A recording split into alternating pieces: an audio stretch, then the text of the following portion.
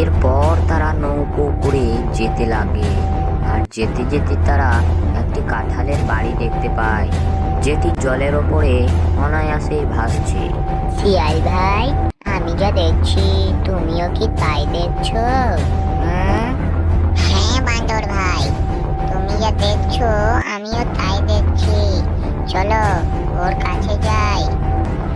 এরপর তারা সেই বাড়িটির কাছে যেতেই তারা তার মধ্যে ঢুকে গেল।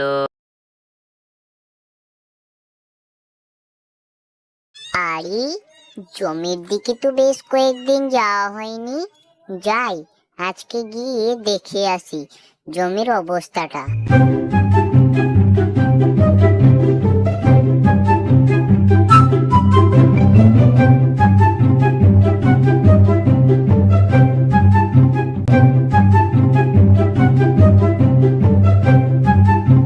জমির অবস্থা তো মোটামুটি ঠিকই আছে। আমার এখানে থেকে কাজ নেই, যাই আমি বাড়িতে একটু ঘুম দেই।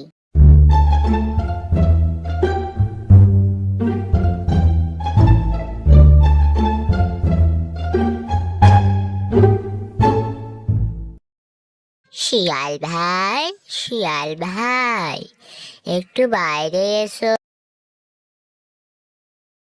হ্যাঁ বলো বান্দর ভাই, কি হয়েছে ডাকছো যে বড় আমায়?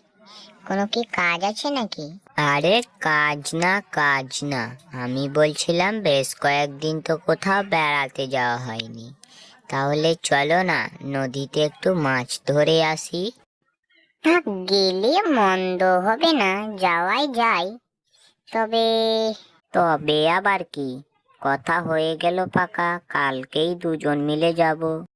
পরের দিন সকালে শিয়াল ও বাঁদর নৌকোয় করে যাবে বলে ঠিক করে, আর নদীর দিকে গিয়ে নৌকোয় উঠে পড়ে।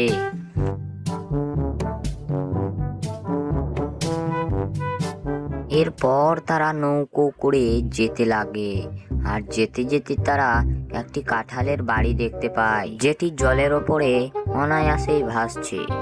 শিয়াল ভাই, আমি যা দেখছি তুমিও কি তাই দেখছো?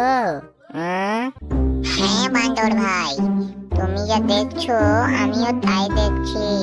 চলো ওর কাছে যাই। এরপর তারা সেই বাড়িটির কাছে যেতেই তারা তার মধ্যে ঢুকে গেল।